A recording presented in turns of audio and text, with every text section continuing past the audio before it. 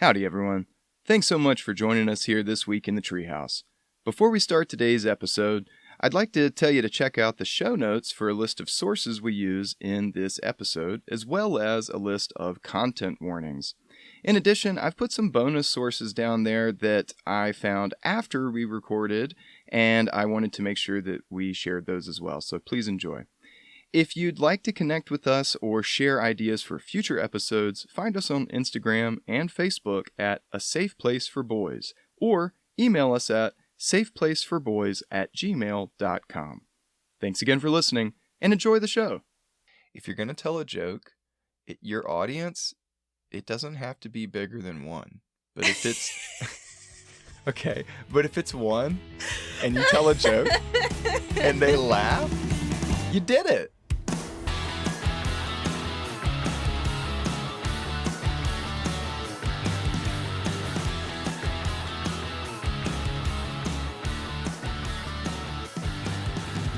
Welcome to A Safe Place for Boys, compassionate conversations about masculinity in media. I am your host, Kelcee Sykes. With me, as always, is my man in the trenches, Dr. Spencer Todd Bennington, PhD. How are you, Spencer?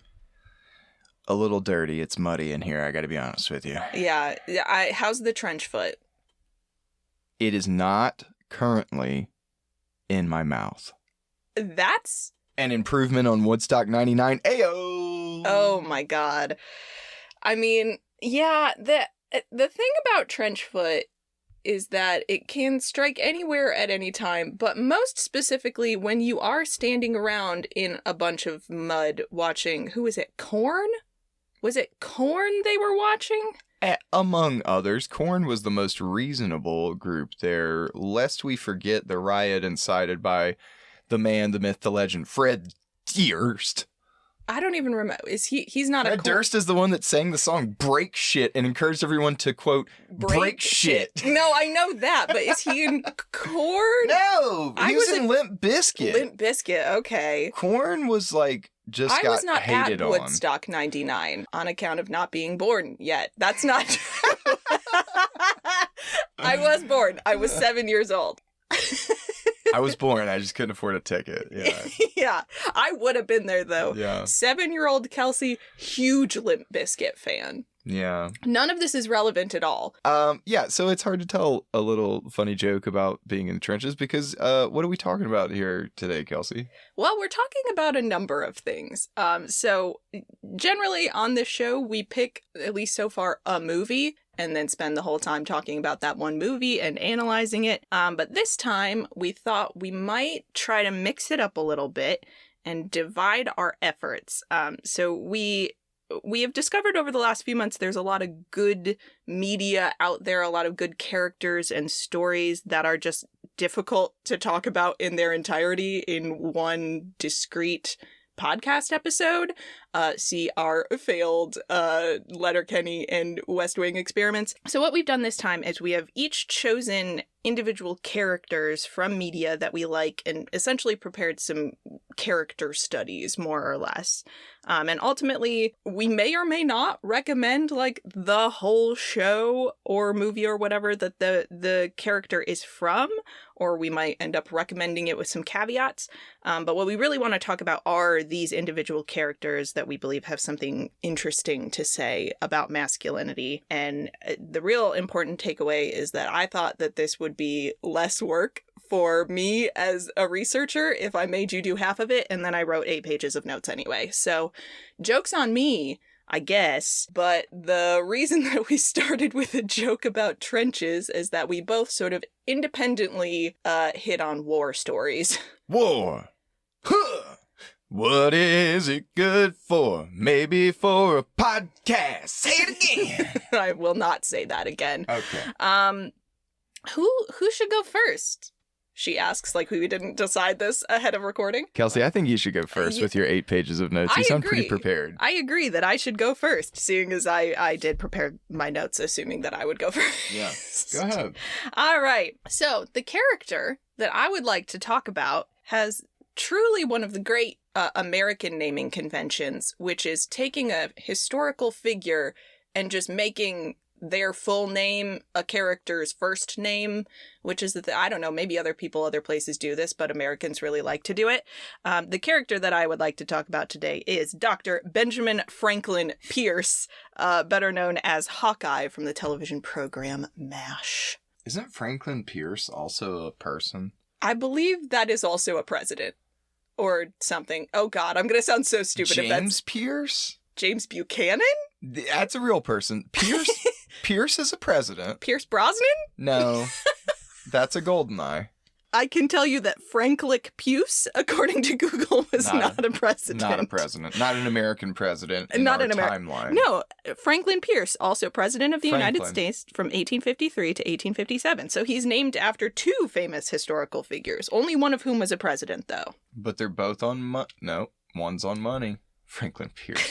Yeah. He's on the $3.50 bill. Yeah, exactly. Yeah. So I am going to tell you just a little bit about the show MASH and the history and how it kind of changed over time. But I would first like to play a little game with you, which is, can Spencer tell me what the acronym MASH stands for? How many chances do I get? Let's call it 3. Okay, you ready? Yes. Medical Army Services. What? I don't know. I don't know. It's not that one. Municipal Armed Savage Harassment. You have gotten further away. Monsoon Aggregate Slime Horticulture. I feel like you're not taking this seriously anymore. Medical Assessment. No, I really don't know. I feel like medical is the word that I got right. Unless Army was the word. No, Army's an acronym. Whoa. Yeah, no, the word that you got correct is Army because the acronym stands for Mobile Army Surgical Hospital. Yeah, there you go. We've all learned something today. So MASH was a television program that ran for 11 seasons from 1972 to 1983. And this is actually the third permutation of this story. So the original story was actually a book called MASH, a novel about 3 army doctors by Richard Hooker, which is a pen name for a man named Dr. H. Richard Hornberger, which arguably is a better name than Richard Hooker. Dick Hornberger. Yeah, I don't know why you wouldn't want to use your real name for that one, but anyway, Dr. Hornberger was actually a surgeon at a MASH unit during the Korean War, and he sort of wrote this lightly fictionalized novel about his experience, and it was first adapted into a feature-length film before it was adapted into the show. And tonally, the story really shifted significantly from one permutation of the story to the other for a number of reasons. The last one being sort of the most extreme departure. The TV show is the most different from the other two, which is mostly because if you know anything about the TV show MASH, you probably know that even though it is set in Korea, ostensibly during the Korean War, it is not about the Korean War, it is about the Vietnam War. And when I say about, I mean very clearly created in opposition to America's involvement in the Vietnam War. And another major difference between the TV show and all the other versions of MASH that came before is the character of Hawkeye. So in the original book, he's written as this, like, family man with a wife and kids back in Maine who's, like, using the war as an excuse to, like, let his hair down a little and have some fun with his boys. Like, it's a very fraternity bro sort of story. And Hawkeye is depicted by Donald Sutherland in the film, and he is a much more subdued version than the Alan Alda character in the show, mostly because Donald Sutherland and Alan Alda are very different actors, and the tone of the show overall is just much more like silly and slapstick, and it follows Hawkeye's and his buddies. First, everybody's got like sort of cute nicknames. So his buddy in the first few seasons is named Trapper John McIntyre, who is then followed up in the later seasons by BJ Honeycutt. And they are playing pranks on their uptight roommate Frank Burns and the head nurse Margaret Houlihan. Do you know what her super fun nickname is? Hot Lips? Correct. Ah! Yep. It's fine. It was the 70s. And all of this is against... It was war, damn it. Yeah, you get to be sexist during war. Everyone knows this. Otherwise, the men will lose morale. Anyway, this is all against a backdrop of just a constant stream of wounded soldiers and Korean refugees who come through their operating room, courtesy of the battlefront that is just on the other side of the mountains from their camp. So this is not like a hospital that is far removed from the action. They are like on the front lines. This is a battlefront hospital. And so the most notable thing about Hawkeye in the show is that despite the fact that he is in the army, he is not a soldier.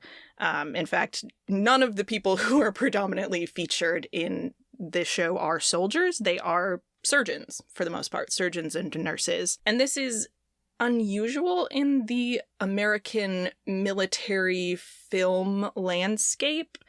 We make a lot of war movies in America, and they pretty much always are told from a soldier's perspective. And because you can't make a war movie or show in America that is not even subtle military propaganda, they all sort of like pay lip service to this like war is hell idea, but like the overall message for the most part is still that like sometimes a man has to go through hell to know what he's made of and save his wife or whatever. I don't know. War is hell, but at least America's the best at it. Right, exactly. Yeah, you can't make a movie in America about war that is like, we shouldn't do this ever, because then the Pentagon gets mad at you. Except for MASH, which got away with it for 11 seasons. And they don't just portray war as hell. The overall message, spoiler alert, is that war is not just bad, it is stupid. It is stupid, and it is wasteful, and it is indefensible. And no one bangs that drum more relentlessly than Hawkeye does. So the best description of Hawkeye comes from another character in the show. There's a reoccurring psychologist named Sidney Freeman. And there's a very good episode in season 5, episode 8, called Dear Sigmund, where this psychologist character is writing a letter to Sigmund Freud, because why not, about these people that he meets at this MASH unit. And he says of Hawkeye, anger turned inward is depression. Anger turned sideways is Hawkeye. Because the show has this very absurd tone that it takes. The characters themselves are very silly. They are pulling pranks and getting up to hijinks all the time, and routinely like higher up people and people who are really sold on this idea of military hierarchies and the self-importance of war and all of that stuff are almost always the butt of jokes. And so this is kind of a nod to the absurdist tone of the show as a whole, but it tells us something about Hawkeye that the show doesn't usually say explicitly, is that in addition to being silly, Hawkeye is really, really mad. He is mad from the first time he shows up on screen to the final second of the final episode, because Hawkeye is a very, very good surgeon, to the point that like no one ever manages to discipline him, even when he's doing things that are like beyond silly into the realm of actually disrespectful. He is untouchable because he is such a good surgeon and he saves so many people's lives that they can't get rid of him. Yeah. Because like the cost benefit analysis just isn't worth it because he's such a good surgeon. He's the original House. He's like, the episode you showed me, he's like literally drinking a martini in the operating room, like pulling bullets out of someone. Oh, like, they're drunk all the time. They're just drunk every minute of every day and are still just like, didn't lose anybody today.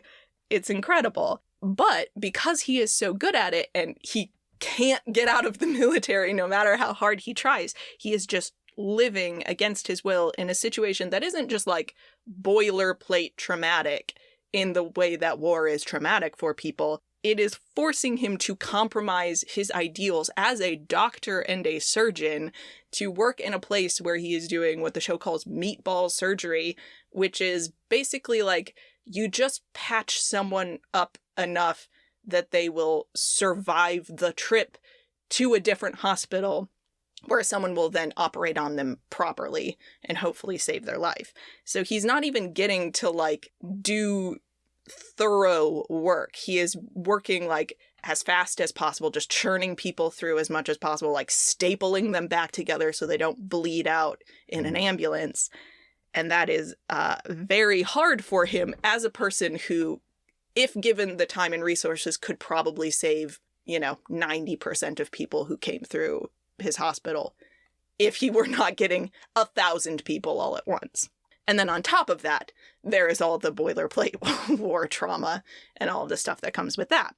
So I'm going to ask Spencer to help me out and do a little bit of role-playing here. There is one of the most famous scenes from the show. It takes place in the operating room where Hawkeye gives us his philosophy on war in a conversation with the priest who works in the unit.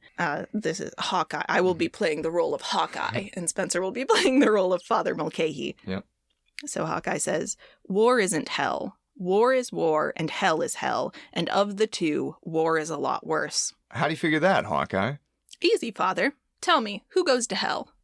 Sinners, I believe. Exactly. There are no innocent bystanders in hell, but war is full of them. Little kids, cripples, old ladies. In fact, except for a few of the brass, almost everybody involved is an innocent bystander. Yeah, that's his philosophy, is just that, like, it goes back to that idea that this is an absurd, wasteful enterprise, because none of the people, for the most part, who end up in a hospital during wartime are there because they made a decision to intentionally go to war.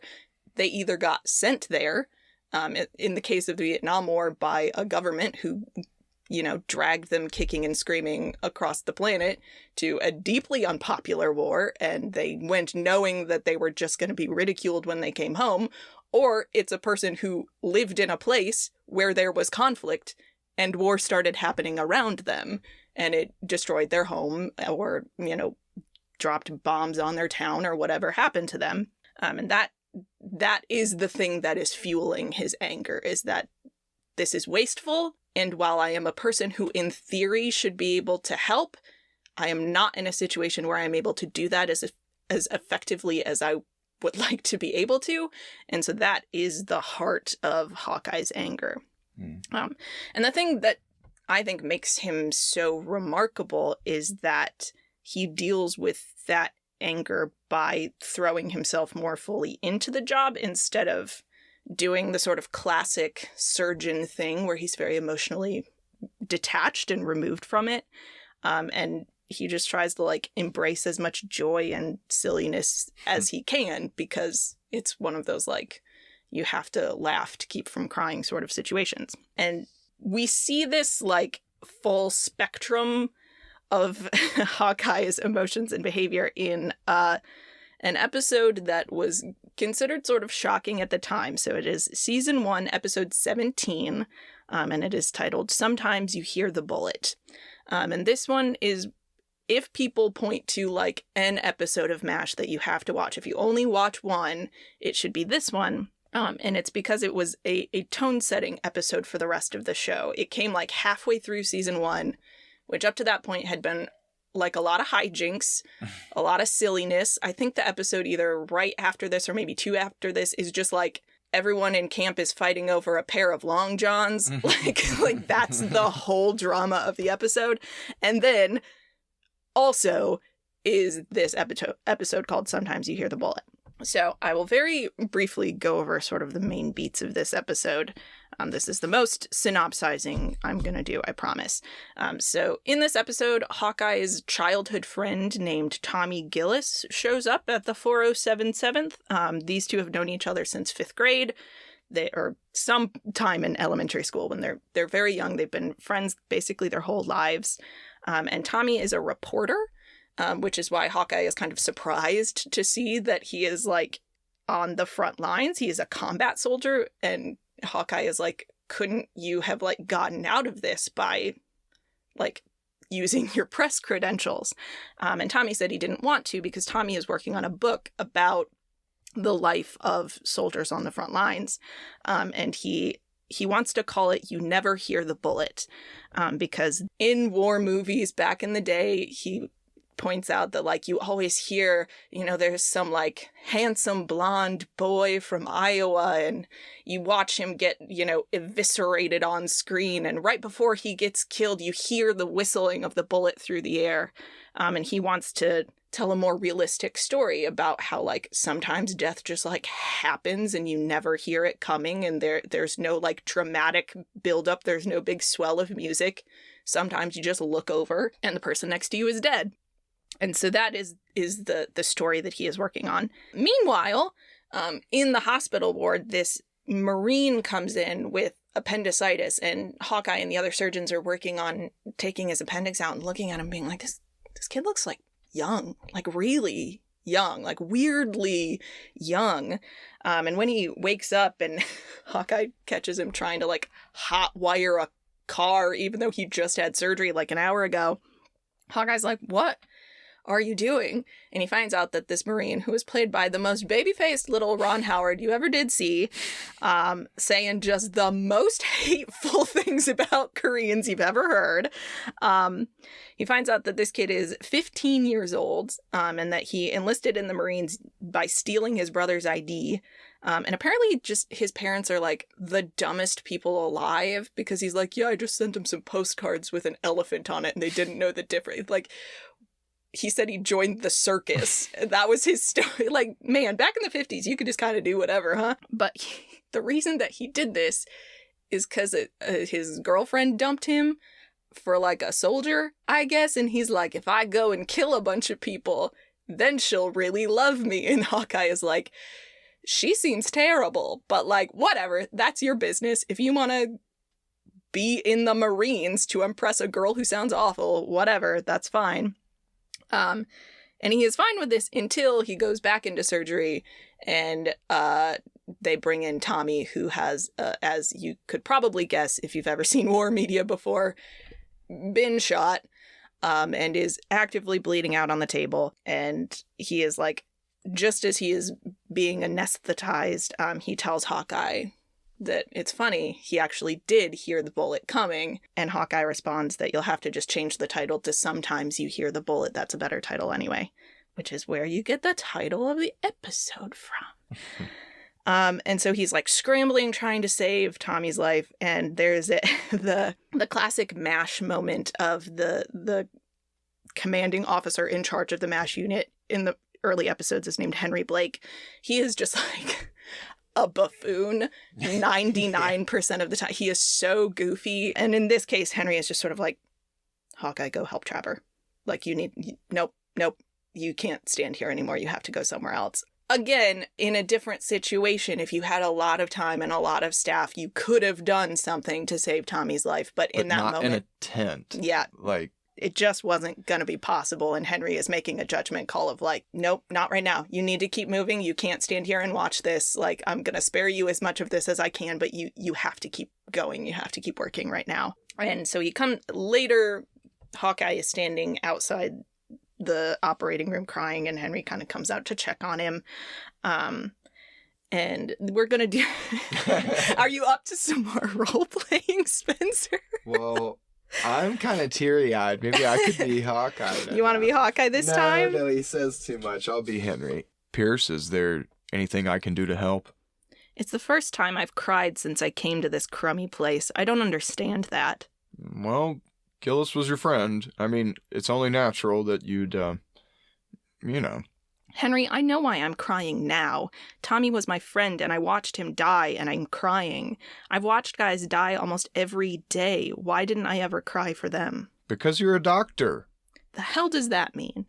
I don't know. If I had the answer, I'd be at the Mayo Clinic. Does this place look like the Mayo Clinic? Look, all I know is what they taught me in command school. There are certain rules about war, and rule number 1 is young men die, and rule number 2 is... doctors can't change rule number 1. to lighten the mood a little bit growing up, and I heard the very sexist version of this, which still kind of holds sway depending on what your modern family shape looks like. But Dad would always say, all right, Bo, well, it's real important. You got to understand. Rule number 1. If she ain't happy, you ain't happy. Rule number 2. If you ever have any questions, refer back to rule number 1. Wow. Wow. Yeah, that's that's equally terrible in a different way. We love to see it. Hawkeye spends the rest of the entirety of the show arguably trying to fight back against these rules, but he definitely spends the rest of this episode thinking like, well, I can't save everyone. I do know someone I can save, though. And so he tattles on his little 15-year-old Marine and gets him sent home. And as he is being sort of taken away, or told that he's going to be taken away, this Marine tells Hawkeye that he's going to hate him as long as he lives. And Hawkeye responds, I hope it's a very long and healthy hate. And that's the kind of decision-making that Hawkeye tries to engage in for the rest of the show.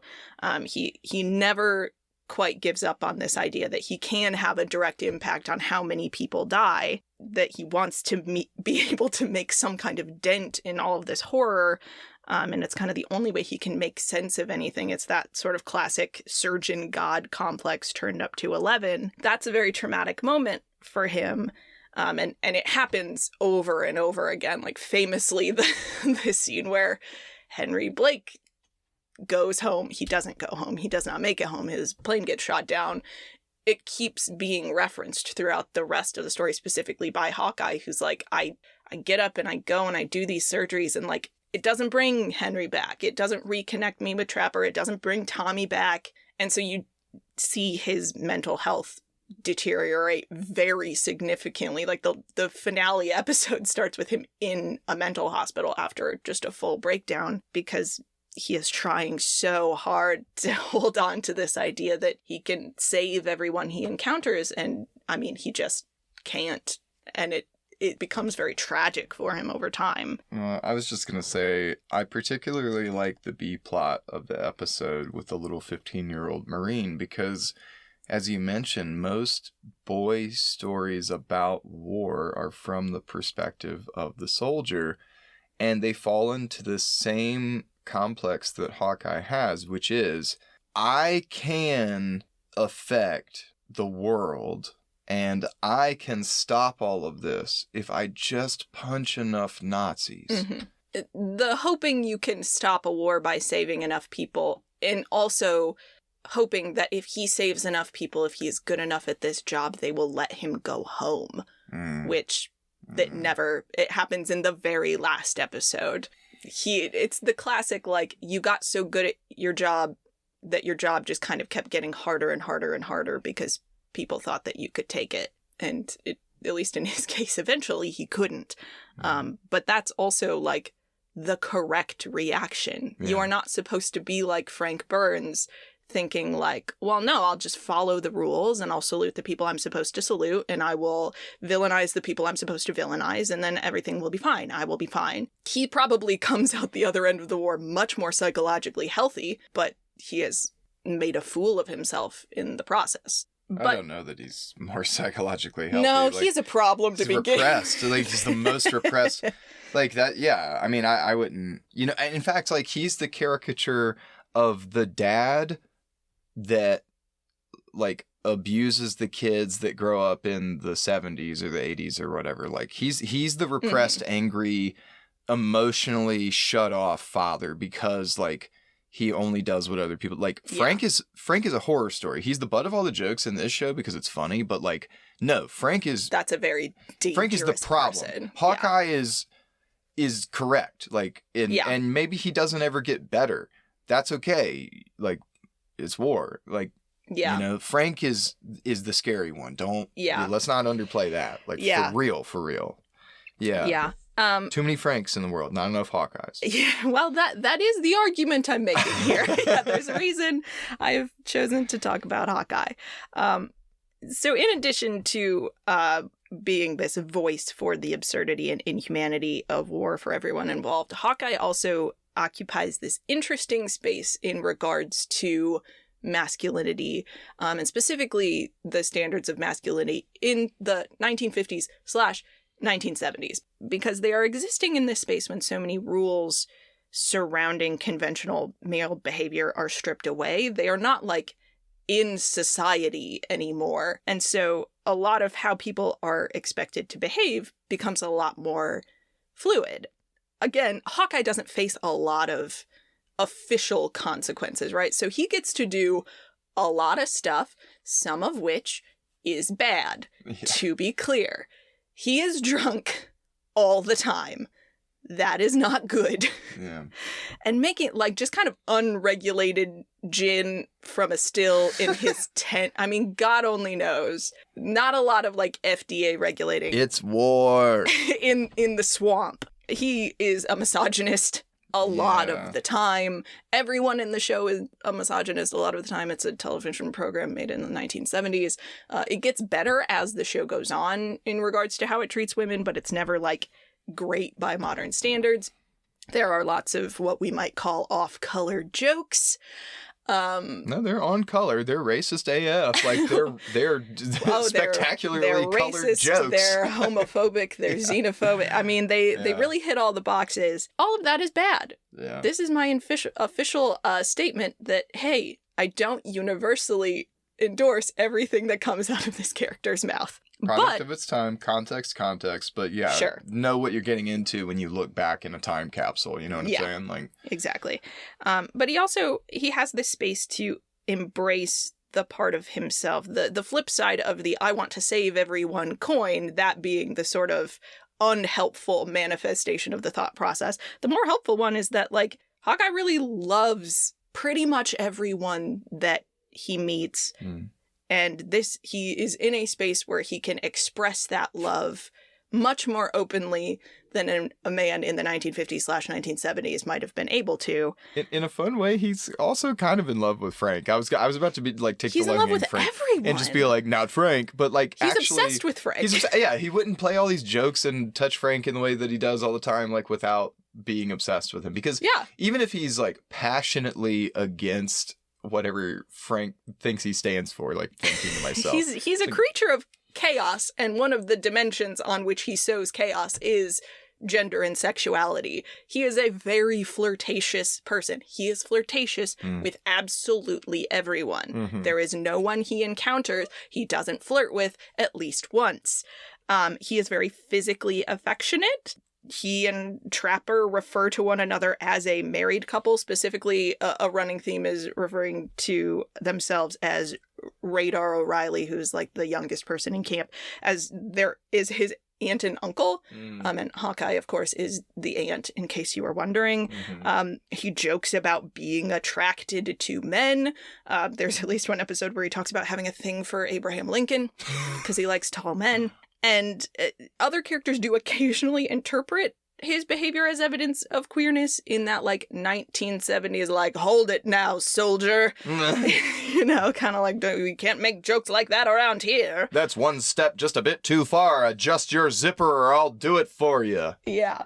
And then later when BJ shows up, they make these same jokes about being married, and that is just a recurring theme of like, we spend so much time together, we're basically married. Like, that's just functionally what this relationship is at this point. There is a famous episode named George. It's season 2, episode 22. The soldier confesses that he is gay, and they have to like protect him from Frank, who's of course going to try to get him thrown out of the army. The whole question of clinger, if you're talking about queerness and MASH, like, Klinger finds out pretty quickly that cross-dressing is not going to get him thrown out, and he keeps doing it because he likes it. And everyone's attitude is like, yeah, that's Klinger. Yeah. His shoes are beautiful. You have to ask before you borrow any of his handbags.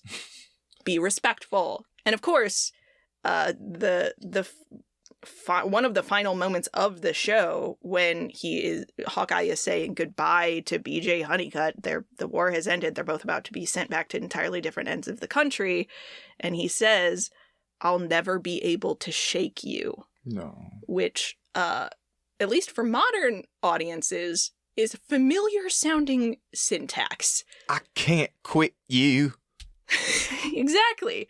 Yeah, that is a reference that, at least nowadays, has a different weight than I'm sure it did in 1983 when that episode came out. You know, there's a reason that people read that relationship as a romantic one, at least from Hawkeye's perspective. People in the world make the argument that BJ Honeycutt is the love of Hawkeye's life. And I mean, however you kind of feel about that, like whether, you know, you think these sort of allusions to queerness are just put in there as like throwaway jokes, it's just meant to be more absurd stuff that's happening in this absurd situation, or you think that it's meant to hint at some actual kind of attraction between any of the characters, that's not a question I am like all that interested in, because the fact of the matter is that there is intimacy between, I mean, not just these two men, but like all of the men in the show, regardless of whether it's meant to be like sexual specifically or not.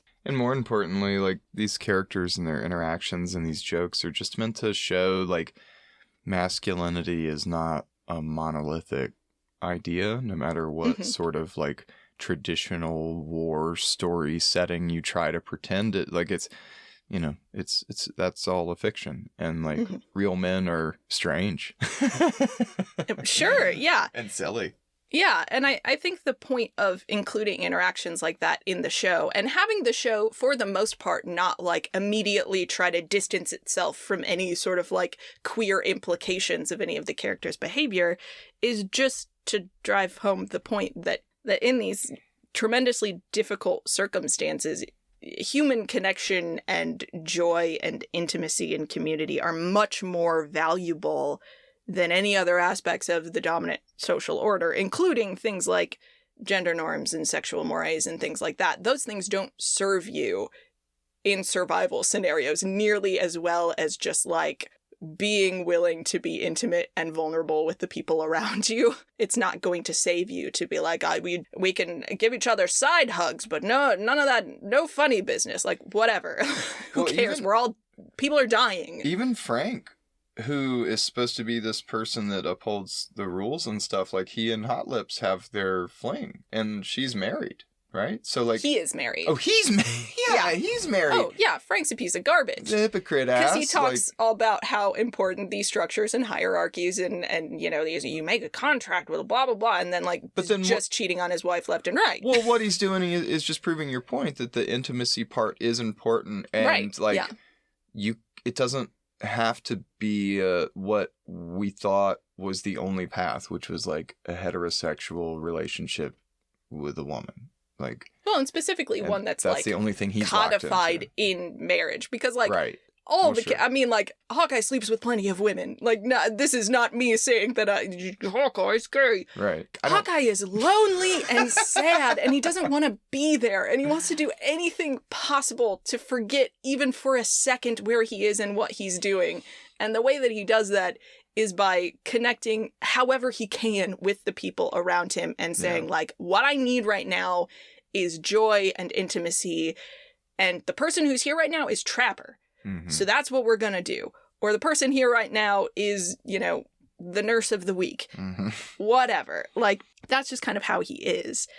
So I found a quote. You know, I love a quote. I did so much research for this episode that I didn't even end up using. But I did find a quote from a book called Primetime Families, Television Culture in Post-War America by an author named Ella Taylor. And she writes, "The continuous core of the MASH narrative is its provision of a warm, safe, and loving sanctuary in the middle of a chaotic and unpredictable world that operates through arbitrary and pointless authority. The rules of the outside world are suspended at the 407 7th. Doctors wear Hawaiian shirts, joke as they perform surgery, and indulge in pillow fights and other childish pranks. Gender definitions are loose and malleable, with men weaving in and out of female roles and providing more nurturant, womanly styles of authority. The rules on the inside prescribe tolerance for eccentricity, love, solidarity, devotion to healing, and the protection of the weak." And a lot of that comes across so well because Alan Alda is the person playing Hawkeye. I don't know if you know a lot about Alan Alda. He's like one of the good ones times 100. Like, I don't like to say things like this about actors because I don't think it's healthy to sort of valorize them. Look up Alan Alda's like political history. It's very cool. But specifically when it comes to his acting, there was a New Yorker retrospective of MASH called What MASH Taught Us, in which the author Howard Fishman interviewed Alda? Alan Alda? Alda? That's my Midwestern coming out there a little bit. And he writes, Alda's Hawkeye became and remains one of the most famous characters in television history. Like Alda himself, Hawkeye is kind, articulate, and caring. In the show, Alda reacts as much as he acts. One of his greatest gifts as a performer is how well he seems to listen, a skill he learned early on in his career in improvisation class. The secret to good listening is simple, he told me. Unless I'm willing to be changed by you, I'm not really listening. And that is the vibe that I get from Hawkeye more than anything else, is he cherishes people so much, and his love for them becomes such a part of him, and he is like so fundamentally changed by everyone he encounters that he just like he cannot keep people at an arm's length. He cannot detach the way that a surgeon or a soldier is supposed to, and he can't exist within the structure of military hierarchies because like he can't imagine a world where he has to like salute Henry Blake and can't like give him a hug when he wants to or whatever. Like that's just like, that doesn't make any sense to him because he loves Henry, and he can't imagine a world where he is only ever respectful to Frank because he finds Frank silly, and there's joy in that too. The result being that he is like devastated when people leave him, and he is devastated when people die, and it makes it very hard for him to keep doing his job, but he also knows that his job is the only other way that he has of affecting change in the world. So he's trapped in a way, but it's better than the way that like Frank is trapped, because at least he can say he's doing something, right? So my theory about MASH is that it is a love story between Hawkeye and every single person that he meets, even the ones that he hates, because the situation he finds himself in is so cruel and unthinkable that he has to turn up this sense of kindness and love to compensate for that. And that is the impulse that both burns him out and keeps him alive at the same time. So I have one more quote from the Fishman article.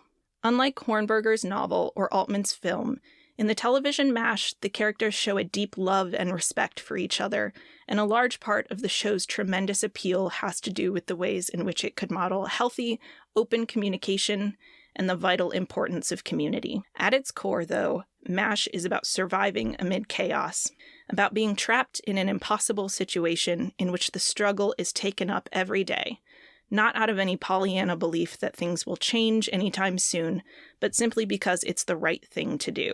In 1968, the notion that our true enemy could be the callousness, hypocrisy, and small-minded ignorance of our leaders was fashionable.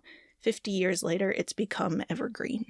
I just think that's a good moral, and I think it becomes a better moral all the time as technology continues to evolve. We live in an era now where, like, a person sitting at a computer in Washington can press a button and just, like, obliterate a whole town and not even have to, like, see that happening.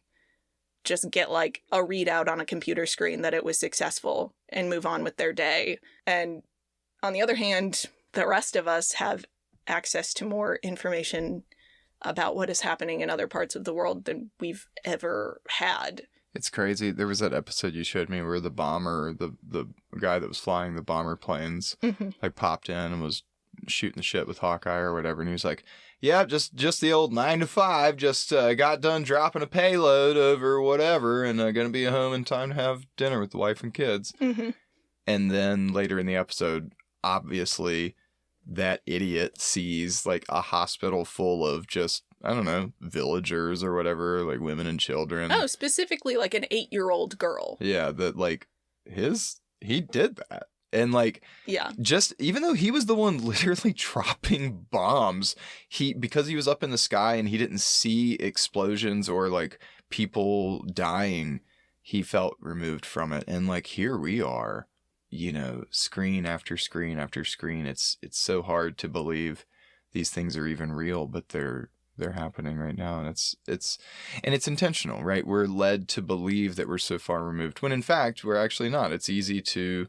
make the kind of change that Hawkeye makes. You know, you can donate a little bit of money. You can spread petitions and various things on your social media. You know, there's little things we can all do, but the worst thing we can do is believe that we're somehow ineffectual or believe somehow that we're not involved, that we're some innocent bystander. I mean, it's wild to me at this point in history that people could take the word of any military, let alone the American military, at face value. We know what we know. Yeah. And we can't just be like, well, I'm sure they have good reasons. It's just not an excuse that has held any weight any time in the last 70 years, really. And it's... We're in the middle of an immense paradigm shift because of the information age is really sort of taking root, and now we have generations of adults who are manipulating it and also sort of wide-eyed and open-minded enough to know, like, hey, I'm being manipulated. And so the battle is fully on and the technology is sort of in everyone's hands now, whereas at least when you and I were coming up, like, the access to technology and the internet and stuff was still really not even there. And now it's like, I don't know. So things are just changing really rapidly on both ends. The message is just that we have more information now than ever, but our tendencies are still the same. It is easier to be a Frank than it is to be a Hawkeye because it is very painful to be a Hawkeye. He has a mental breakdown for a reason, and it's because he refuses to pretend that what's happening around him isn't horrible, and that is occasionally what you have to risk if you want to be a good person and a good citizen of the world, because it is insane to commit acts of war. It is always insane. There's never an excuse that makes it not insane. Anyway, that's my takeaway. War. It's not a safe place for boys. It's not. Or 8-year-old girls or anyone else. So that was my thing. What offerings have you brought for us today, Spencer? What did you do? That was such a great thing, Kelcee, because I grew up with my parents watching a lot of Match. And you should not wash matches. That makes them not work anymore. No, but they always watched MASH, and that was like my cue to go to bed as a little kid. And so the little theme song was always like kind of familiar, and that was cool. And what I didn't expect, though, is that a show that my parents watched religiously would be so thematically relevant to what I wanted to talk about today, which is a children's cartoon from Nickelodeon. We just keep going back to the same themes, humans. Yeah, I mean, what's weird is this is definitely a cartoon. It was for sure on Nickelodeon. It's for kids. It's like great for kids. And also it's about war and genocide and child soldiers. Of course, I'm talking about the wild thornberries. Just kidding.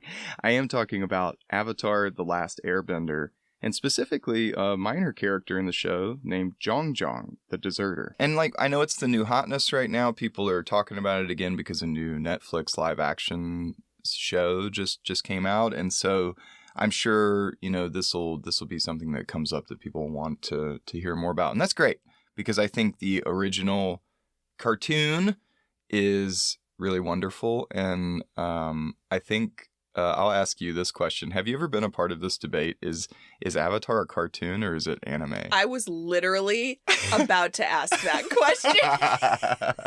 Have you heard people talk about this? I have. It's not a distinction that's like all that important to me personally. Yeah. I mean, it feels like either you think anime is a thing that is only created in Japan, in which case this is disqualified, or like it just doesn't matter. Like, I guess I don't Yeah. really know, other than it being like an art style difference, what the difference would be.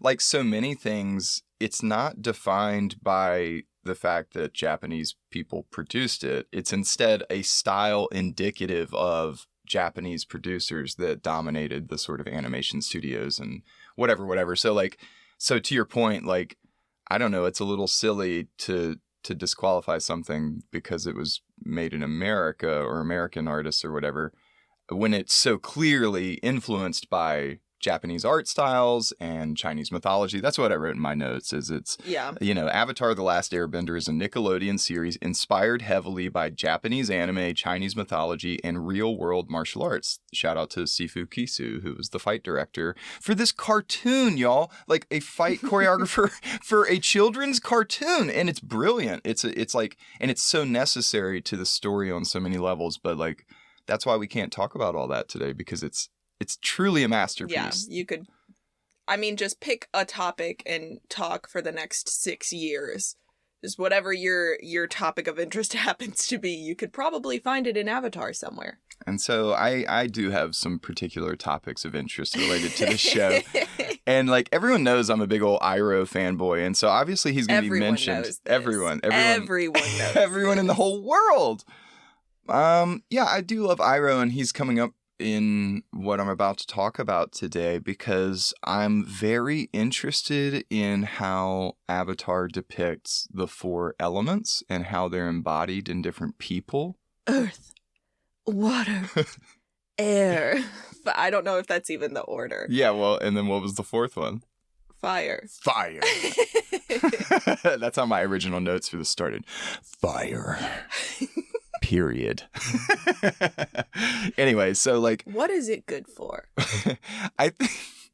Sorry. No, it's cool. I am really interested, though, as a martial artist, how these ideas of elemental forces can be embodied through technique and through our practice, and what that can do to our perspective and our outlook and how we treat other people on, a small interpersonal scale, but also a grand international scale in terms of like war, right? And so this show just does that kind of stuff really, really interestingly to me.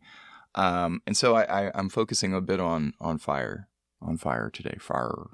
So though the show revolves around the Avatar, a reincarnated being who can master all 4 elements, earth, wind, fire, and water, bending them to their will, the Avatar represents a balance amongst diverse nations, cultures, and peoples. In the show, however, a power-hungry Fire Lord unleashes war upon the world, seeking to conquer the nations as one. To ensure he will not be challenged, Ozai, the leader of the Fire Nation, commits a literal genocide against the air nomads in order to prevent the rebirth cycle of the Avatar. Of course, there was at least one who got away, our boy Aang. Yeah, so they're frozen in ice and whatever, and that's how they hook up with the water tribe, because he's like a iceberg or something. Yeah. Right? Anyway, so whatever. We're not talking about that little turdlet today.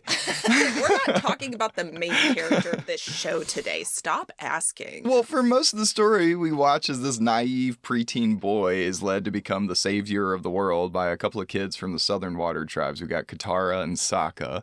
But before he can challenge the big bad, the evil Fire Lord, and hope to save the world, he must master all 4 elements to unleash his full potential as Avatar. So in the episode I want to talk about today, Aang has only started to learn water bending just a little bit, and he's not actually progressed very far yet. Despite this, when the opportunity presents itself for him to skip ahead and study fire bending, he jumps at the chance. Aang is so fixated on his perceived goal, defeating Ozai, helping people, saving the world, that he's lost focus on what he actually needs to do to accomplish that goal. Master the 4 elements, understand the different ways and people of the world.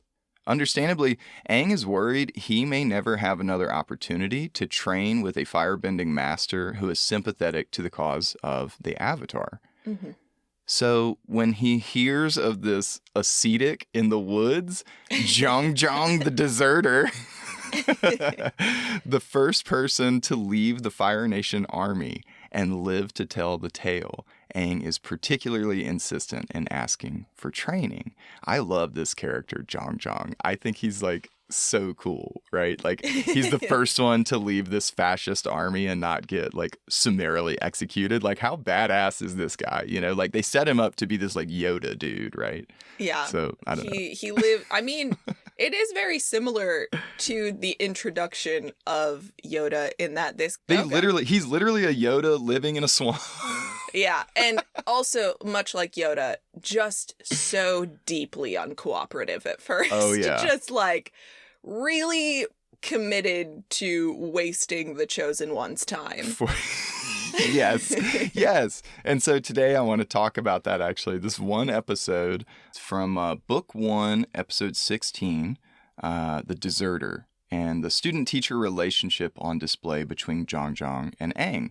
And I'll also likely mention a few ideas that are touched on later in the series in Book 2, Episode 9, Bitter Work, because Iroh does a really good job of discussing the 4 elements and the ways they're embodied when trying to teach Zuko how to channel lightning, which is also like super badass. Like, my God. An important plot point. But again, I'm only going to touch on some parts of that episode. So if you want to learn more, I highly recommend the video essay that we linked in the show notes by Screen Crush on YouTube about that episode, Bitter Work. It really made me tear up. But anyway, so who is Jeong? Who is Jeong? What questions does he raise about masculinity, and what issues can this character help us discuss? Well, Jeong was a decorated general from the Fire Nation, but he is deeply traumatized by war. He is the first deserter from the Fire Nation army that was not killed. The wanton destruction of the Fire Nation and Ozai's fascist power grab lead Jeong to believe that firebending itself is a curse that will eventually drive him and anyone else who possesses it to madness. What do you think about that? Like the idea that like one of the natural abilities, these are natural abilities that were gifted to humans by the like lion turtles in the days of yore, right? So they come from nature, this ability to manipulate fire, water, earth, and air. And this master of firebending genuinely believes that this ability, this natural ability, is like something that will eventually consume him and destroy him and everyone else. Like, well, I think it's interesting because, like, Jeong is not the only character in this show who has this sort of, like, baggage. It's pretty similar to Iroh's baggage. Mm-hmm. It's just that, like, how they are choosing to deal with the trauma of war. Right. More so than, like, the trauma of being able to generate fire. Because it's not, like... The whole point of there being an avatar is to, like, illustrate that all of these things are just natural processes. They're not good, they're not bad, they just are. Mm-hmm. And as long as you're using them responsibly and judiciously, there's nothing inherently, like, violent about fire. Right.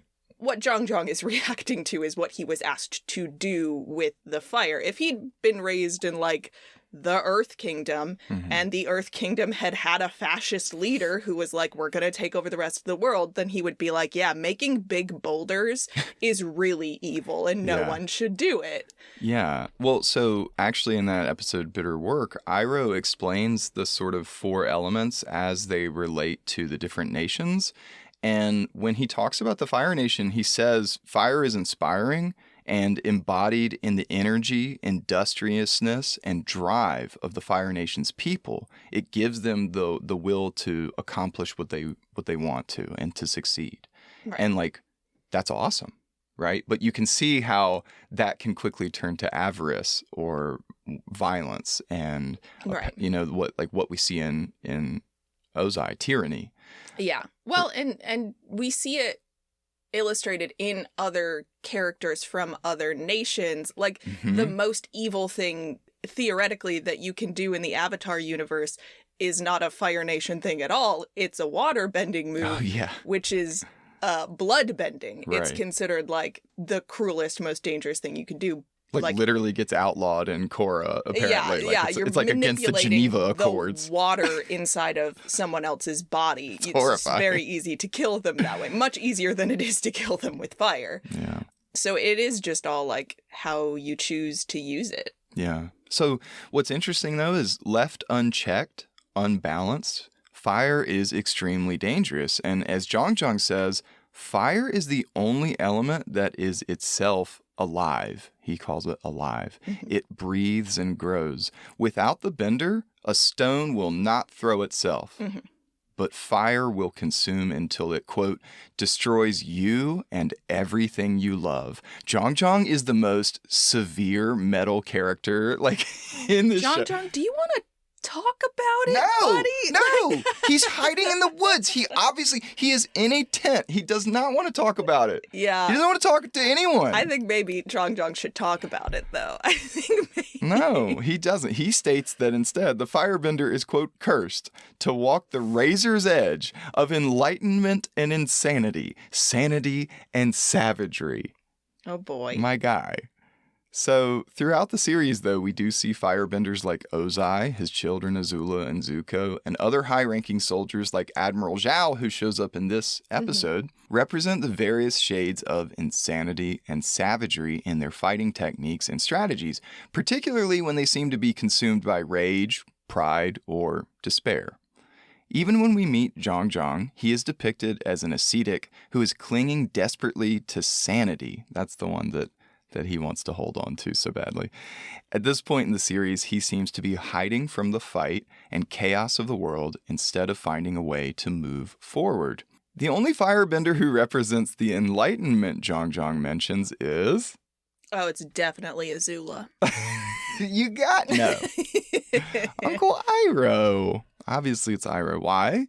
Likely because he came to understand himself and balance his own emotions through the bonds he's formed with others. Iroh demonstrates this bodily by teaching Zuko firebending techniques, this is in the Bitter Work episode, that he learned from observing waterbenders. Mm-hmm. Given that water is fire's opposite and synonymous with healing, something that we learn in the Deserter episode from Katara, this learning process, the bitter work of developing empathy through discipline, represents a way of recovering from trauma that Iroh, Zuko, and Jeong all have to experience. All three men have origin stories involving their own naivete and trying to earn recognition or validation through violence and destruction. Iroh was a warmonger obsessed with conquest until he realized the ideology he was championing led to the death of his only son on the front lines. Prince Zuko is so obsessed with earning his psychotic father's approval, he's willing to betray the only people who have ever shown him love. Jeong lives with the horror of having created weapons of war like Admiral Zhao and perpetuating a cycle of destruction. Yet, each of these men gets a chance to purify and redeem themselves. Iroh can never help his own son, but he pours everything he can into raising Prince Zuko as his own. Zuko can never earn the approval of his father and sister, but he can control his own reactions to their violence and hatred, something that he masters perfectly with his lightning redirection. Similarly, Jeong cannot go back in time and teach his former students differently. He may never be able to help them escape the brainwashed state they're in, but he can move forward and agree to use his knowledge toward a brighter future. And in this episode, The Deserter, we see him do just that. Initially, Jeong refuses to train Aang because he hasn't mastered water bending and earth bending, right? This is when you're saying he's a stubborn little Yoda, and he's just like, no, I will not train you. Yeah, just an arbitrary, like, no, you got to do water bending for, yeah, you got to, everybody, that's the curriculum. Yeah. Everybody knows you got to learn things in the right order. Even when Aang pleads, Jeong insists that these are, and I wrote, prerequisite skills, right? This is the curriculum. But he says, he does have a reasoning behind it. He says, water is cooling and earth provides stability. But then something interesting happens that reminds us that this isn't just a superhero show or a cartoon where characters have magic powers. This is a show about generational trauma and spiritual healing. Jeong only relents when he's confronted by the spirit of Master Roku, a former avatar from the Fire Nation and one of Aang's past lives. So when I first wrote notes about this, I definitely initially just wrote down convenient Deus Ex Machina. Deus Ex Roku. Seriously, right? Because it's like, I'm not going to train you. And then Roku just shows up and shows him a vision. He's like, I'm Roku. You will train me. I've mastered the elements in 1,000 lifetimes. Which is like, okay, that's a badass thing. And I was like, okay, they just needed to move the plot forward. But then I remembered, like, in the mythology of this show, Aang literally has multiple past lives that inhabit his body. That's what the Avatar is. That's the whole point of, like, what he's doing. This brief conversation in the astral plane actually reveals much more about Jeong's perceptiveness and focus than it does Aang's determination. And it makes sense given that what we've seen of Jeong. He's depicted in quiet meditation. He's still, surrounded by candles, and alone. Again, until he teaches Aang and confronts his past, Jeong simply tries to temper his flame and recluse himself from his potential for destruction. He's hiding. Yeah, it has nothing to do with what Aang has or has not mastered. It's just that he has done hurtful things in the past, and so he thinks he is a hurtful person, and this is his way of trying to, like, protect Aang from making the same mistakes he did. And Roku is showing up to be like, that's not the exercise here. Right. You are not trying to turn this kid into a soldier. You're trying to teach him to master an element. Yeah. Get your head in the game, Jeong. Who else is he gonna ask? Yeah.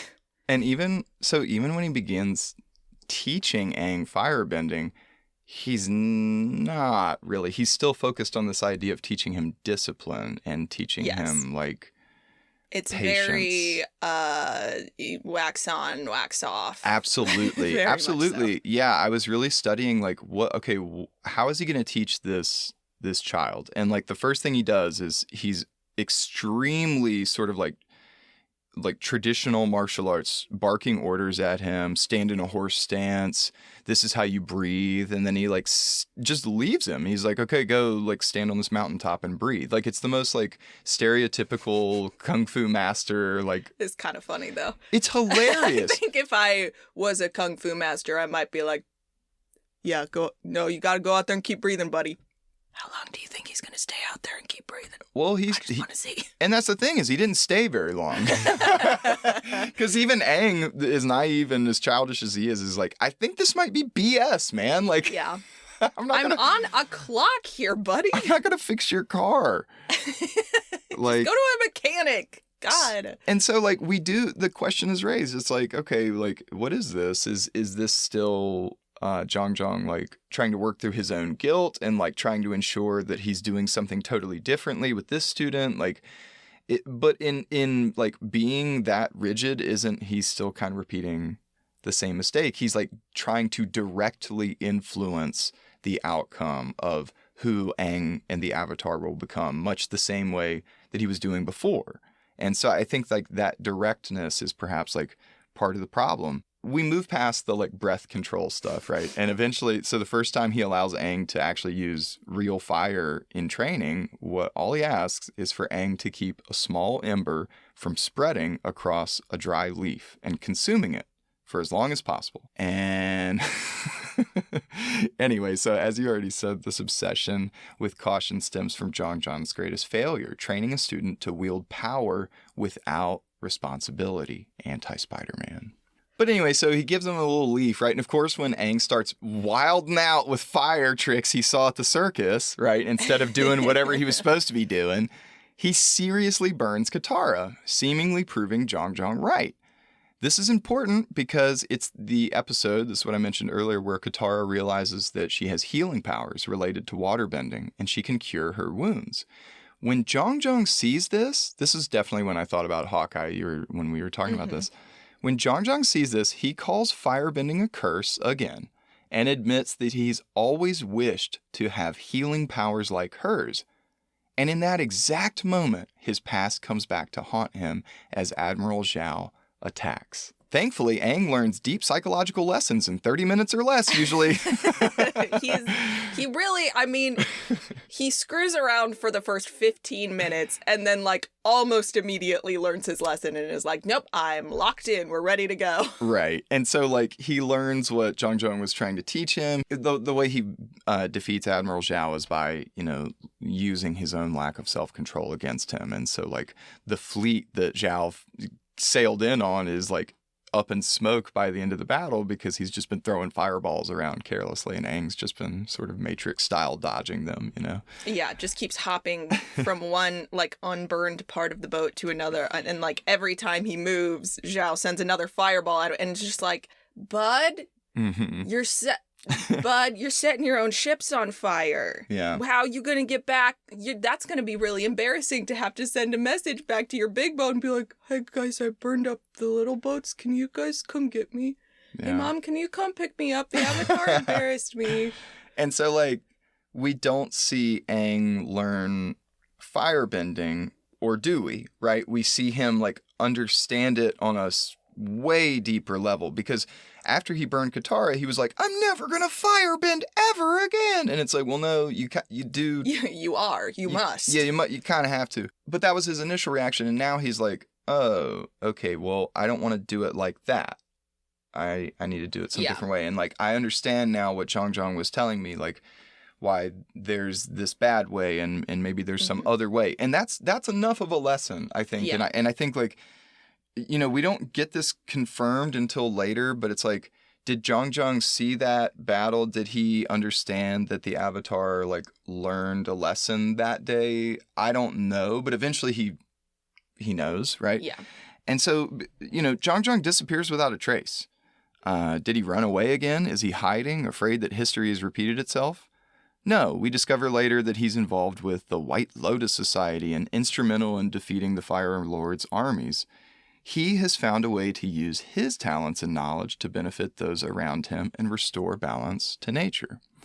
As Jeong tells Aang, the sun is the greatest natural source of fire, and it exists in perfect harmony with all living things on earth.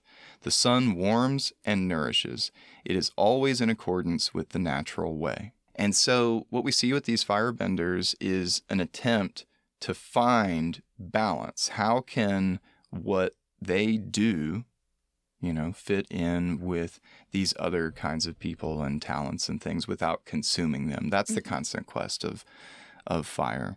But then I wrote, to shine and provide like a sun can also be a lonely life. It means relinquishing control and trusting those around you to go their own way. And I think we see Iroh do that a lot with Zuko. Mm-hmm. And I think that that's kind of the big lesson that Jeong has to learn as a teacher is like, no, it's really important just to give a student a place to practice and to figure it out. And like, you can be there to guide them, but every time you try to directly intervene, you're going to burn some part of the relationship. I don't know. That's sort of like this part that I was fixated a little bit on.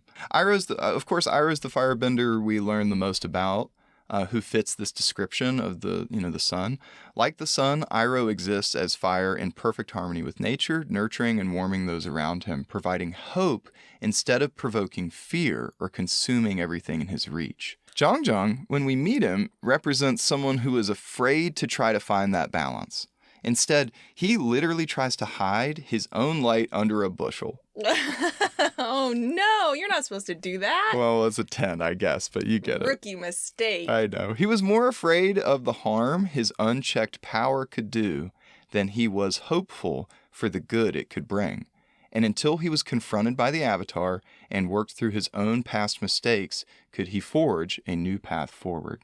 By the end of the show, we see Jeong shine like the sun, a true master who fearlessly leads the people in the fight against tyranny, training a new generation of leaders who prioritize mutual respect over institutionalized discipline.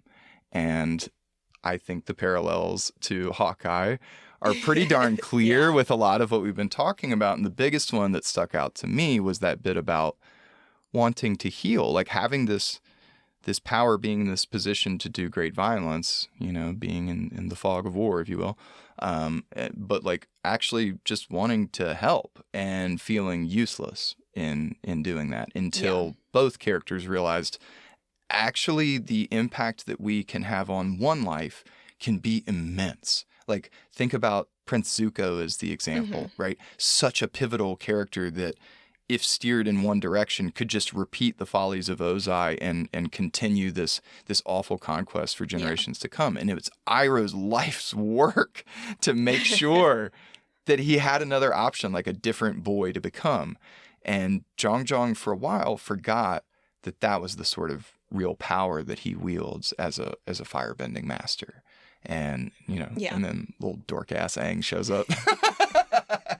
Well, and I think Aang is also a good sort of Hawkeye parallel in a way where, like, because he is a child, so much of what draws him to different elements is, like, the cool stuff you can do with them. Like, the beginning of the episode is they're at just, like, a carnival watching someone do, like, tricks with fire. So right at the beginning of that episode, we have an example of a firebender who is not doing violence with fire. So, like, Jeong is undermined before we even get to him in terms of thinking, like, oh, fire can only be destructive and it hurts everyone and it destroys everyone. It's like, well, no, it doesn't. We just saw someone doing something joyful and fun with it. And let alone the fire flakes, you know? Yeah. Like little silly food. shit. Yeah, spicy food, right? And it's just like, that's a really good point of showing a totally different side of Fire Nation culture, fireworks and stuff, like, you know, like fire can be fun and razzle dazzle and exciting. Like, it's cool. The thing that has hurt Jeong is not fire. It is an unbridled quest for power that uses violence as the mechanism of influence, which is what Ozai represents. Well, and throughout the show, and then especially in Korra, we see all of the different elements and their sort of like dark foils. We see some character or some institution that represents the sort of badness of all the elements. So, like, we talked about bloodbending. The Earth Kingdom has the whole, like, financial, they're the kingdom of material substance, and they make the coins and stuff. And, like, there was that weird Stepford Wives thing where they were doing, like, an assimilation There board. is no war in Ba Sing Se. Yeah! Oh my god! Yeah, so creepy, right? And then, like, the air one, we got that, oh, freedom, everything's about freedom, tear it down, burn it down. Yeah, like, you know, like a super libertarian or whatever. Well, yeah, that is what, like, the evil version of the Air Nation is, just Anarchy. like, I have no responsibility to anyone else. I am fully removed. Yeah. Like, every philosophy can be taken to an extreme. And we see that throughout the show. Like, the show is not saying the Fire Nation, which is standing in as an allegory for real countries throughout history, is not an evil group of people. No. There's arguably one evil person who just wields an extraordinary amount of influence, and we see that, like, people just crumple under the weight of trying to live out the ideology that he is trying to get them to live out. Whenever you see just, like, people in a town in the Fire Nation, they're just having festivals. These people are always having festivals. They're having a good time. And the people who are, like, most, like, the closest to the Fire Lord, which is Zuko and Azula, both just suffer. And Iroh, don't forget. And Iroh, yeah. Iroh suffers to the point that it breaks him and he just, like, walks away entirely. Zuko gets half his face burned off and then, like, almost loses his mind in the quest for his father's approval. And Azula is, like, never even given a chance, really. Like, because she is talented, she is just turned into a weapon from the time that she is a baby. Yeah. And it falls apart for her, too. She, like, fully loses it at the end of the story. And I think that's where Jeong is coming from. As a fire master, he's in the upper echelon of understanding what this element does. And so he's looking at these people who are masters like him, and what he's seeing are aberrations. Ozai and Azula, Iroh can do it too. Like this idea of lightning bending that's explained in Bitter Work is separating the yin and yang energies from fire. So creating the essentially an isotope. And what that means in terms of philosophy and what they explain is it's called the cold-blooded fire. It's like the channeling fire energy without powering it by emotion. And so it's, pretty emblematic of what we might think of like sociopathic violence, like violence without any kind of empathy. And it's that same like sitting at a computer powering a drone. Oh yeah. If we think of like electricity as, sort of a more modern form of fire, then we can see parallels to technology that you can pilot from a distance and not have to. And it doesn't necessarily, if you set your whole ship on fire, then your ship is going to sink. If you shoot lightning at someone, it is much more targeted and there's much less collateral damage. And you don't necessarily see, like, their whole body doesn't go up in flames, but you can still stop their heart. And, again, according to the philosophy of the show, you're not producing lightning like you produce fire. You're simply channeling the lightning. So you get the out of being like, oh, well, it wasn't me. I didn't do this crime. I didn't murder someone. Mm-hmm. I'm just doing my job. I just pulled the trigger. I just dropped the payload. I'm just a conduit. Right. That's all I am. Yeah. And I'm just a cog in the machine, buddy. And the machine is violent fascism and scariness. And it's just, I get lost in the sauce sometimes with how well they talk about Chinese martial arts philosophy. And it's because of Sifu Kisu's work on the show. Like, this is all well thought out. It's got real substance. This isn't just like Orientalist fan fiction, and it's going to be a show that sticks around for a long time, and that's why I think that it has these same deep parallels to MASH, which again on its surface, is cartoonish. It's a comedy, but it's not. It's a story about trauma bonding and war and horror. So they're always going to have something to say, I think. Yeah, I mean, as long as we keep doing war and keep not listening to people who try to tell us how absurd and wasteful it is. I mean, I can just imagine Iroh and Hawkeye sitting next to each other in a psych ward somewhere just being like, no one listens to me. I've been banging this drum for 100 years now and still no one is listening to me. They'd be sitting together in a tea house sipping jasmine tea, and Iroh would be listening to Hawkeye, and Hawkeye would be listening to Iroh, and they'd play a game of, not shogi, it was the weird thing with Paisho. Yeah. Hawkeye would cheat at it. Yeah.